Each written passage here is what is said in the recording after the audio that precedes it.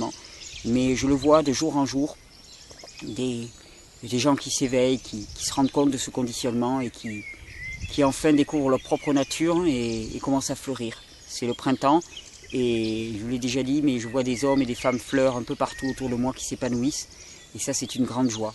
Alors c'est une forme d'appel aussi à la démission que je fais. Vous n'êtes pas satisfait de votre vie, alors démissionnez. Démissionnez. La tâche est immense, on a tous besoin de s'y mettre.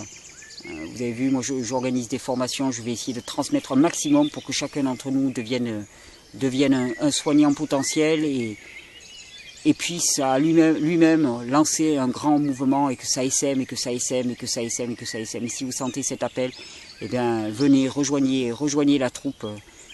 Vraiment, vous êtes les bienvenus. Vous êtes les bienvenus. Ça passe par une régénération du corps, mais par une régénération de l'âme, de l'esprit, des émotions. Et tout ça, ça va de pair. La régénération du corps facilite la régénération de l'âme et des émotions, qui elle-même facilite la régénération du corps, et ainsi de suite. C'est une spirale vertueuse. Consommer des fruits, des légumes, s'asseoir tranquillement, savourer les rayons du soleil sur le village. Venir chercher des plantes sauvages le soir.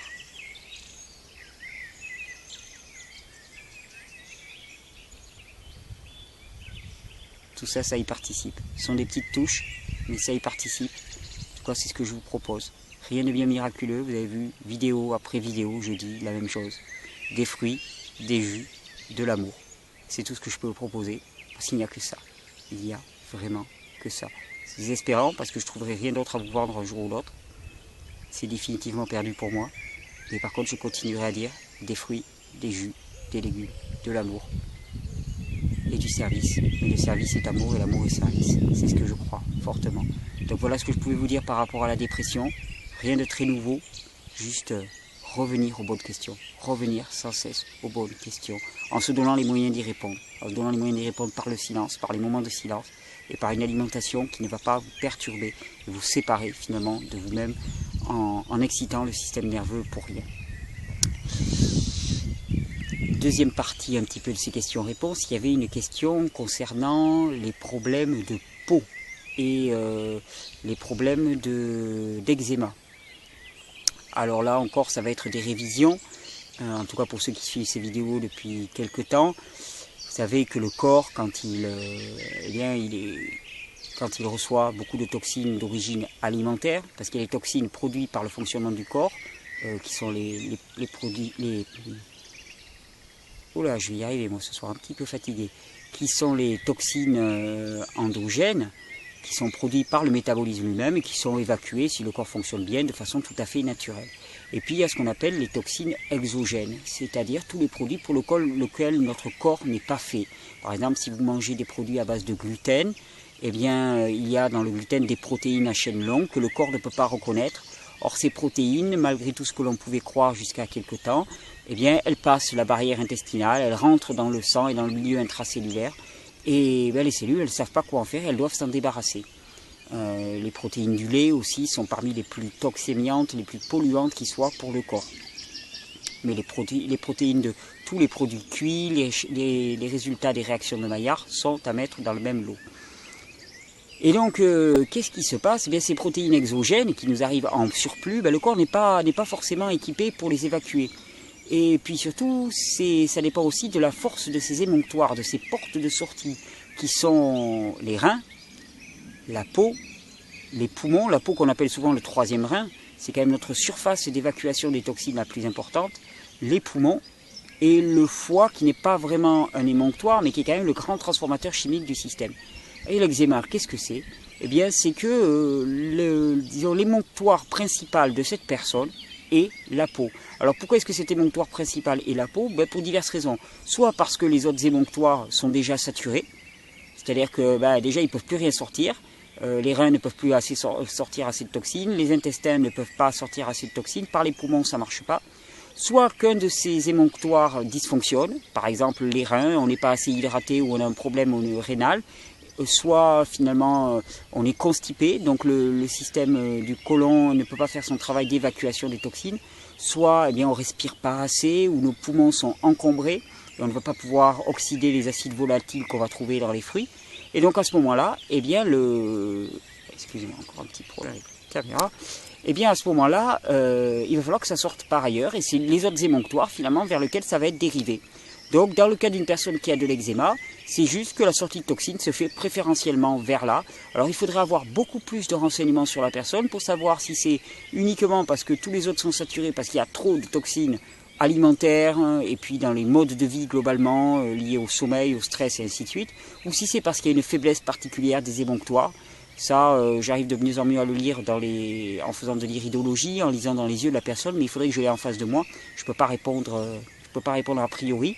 Mais globalement, c'est juste ça. C'est juste ça. Donc, est-ce qu'il y a quelque chose à appliquer sur la peau pour de l'eczéma? Non, il suffit juste d'arrêter de bombarder le corps avec des substances qui ne sont pas faites pour lui et de favoriser le drainage vers les autres émonctoires en buvant beaucoup d'eau si c'est la peau, en favorisant une alimentation riche en fruits qui va faire que on va aller à la selle au moins 1 à 2 fois par jour, et en respirant profondément, faisant de l'exercice physique.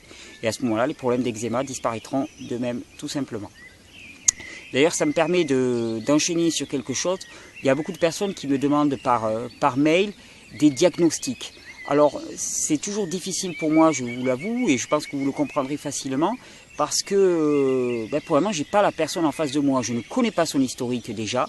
Et or, les conditions de vie sont essentielles pour déterminer un petit peu tous ces paramètres-là. Ce n'est pas juste en ayant 2-3 éléments sur les quelques derniers mois à venir qu'on peut se faire une idée globale. La santé est quelque chose de global, et donc il faut avoir beaucoup plus de renseignements. Mais plus avant que les renseignements, c'est surtout d'avoir la personne en face de soi. Je suis quelqu'un qui travaille vraiment beaucoup par intuition, et souvent ça m'intéresse beaucoup moins de connaître l'histoire de santé d'une personne que de la voir face à moi et de voir sa présence, ce qu'elle dégage, ce qu'elle irradie, de voir ses yeux, de voir la forme de son visage, la morphologie de son corps, de voir ses gestes, sa façon de parler. Ça me renseigne énormément. Donc à distance, j'espère que vous me pardonnerez d'être souvent, de botter en touche souvent, parce que je ne peux pas. Je ne peux pas me déterminer, et ça ne serait pas juste. Je vous invite à venir me rencontrer. Je suis dans le sud de la France. Maintenant, l'accueil va être possible tout bientôt. Et c'est pour ça que j'inviterai les gens à venir pour quelques jours, pour 1 semaine, pour faire le point, parce que c'est pas une journée qu'on fait le point, c'est en quelques jours, et pour vraiment envisager un plan de réforme. Et une fois que le contact est fait, ensuite, c'est bon, on peut continuer à distance. Mais directement, c'est pas toujours facile, et donc c'est pour ça, je vous dis que je mets en place... Il y a déjà des personnes qui se joignent. Il y a quelqu'un, la première personne qui était venue en décembre pour rester 1 semaine, et bien finalement on a tellement sympathisé qu'elle va certainement, et je l'espère très fort, venir nous rejoindre et s'établir pour longtemps, j'espère, à nos côtés, pour développer ce projet d'accueil, de clinique de l'enseignement de la santé. Et j'encourage toutes les personnes qui se sentent en résonance avec ça à se mettre en marche, à le faire chez elles ou à nous rejoindre, à venir, à faire des échanges les uns avec les autres. Mais vous avez vu toutes ces vidéos que j'avais fait en marche. Il est temps de se mettre à marcher. Je suis un homme qui marche, et je me cesserai de marcher. Je me souviens de ces propos de Mère, la compagne de Sri Aurobindo, le grand philosophe, mystique, homme politique indien, et qui jusqu'au dernier jour de sa vie marchait en disant: il n'y a que la marche qui vaille. Toujours avancer, s'aligner avec le cœur, prier et servir. Que ce soit pour la dépression ou pour tout, ce n'est que ça qui nous remet dans les conditions physiologiques de la santé. C'était une vidéo dédiée à la marche, à la mise en mouvement, au fait d'accepter de prendre le temps de poser les choses et de remettre un petit peu les compteurs à zéro. Je vous laisse encore quelques minutes avec la rivière. Vous pouvez couper si vous voulez. Moi, je vais rester un petit peu avec la rivière.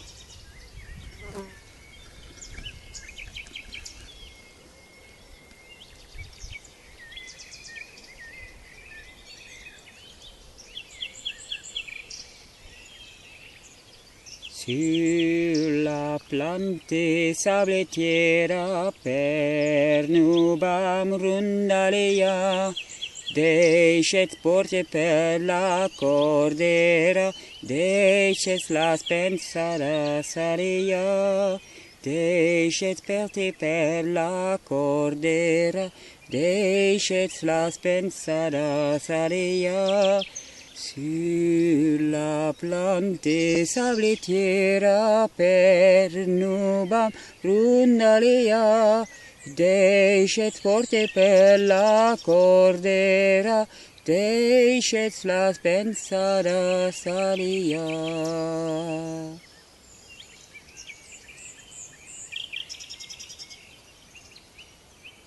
C'était un chant occitan dédié au plaisir de danser ensemble et de former une chaîne d'amour, comme je vous disais. Une grande chaîne, les uns reliés les uns aux autres, parce qu'il n'y a que ça qui valent. A bientôt avec les vidéos de Vivre Cru. Juste une petite démonstration comment la nature est abondante et fabuleuse. Voilà un petit peu le rêve de tout frugivore, se nourrir directement sur l'arbre.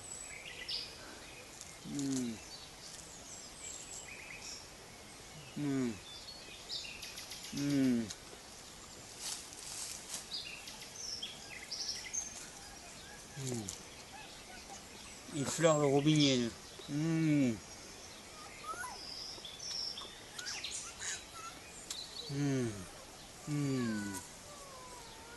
Absolument délicieux.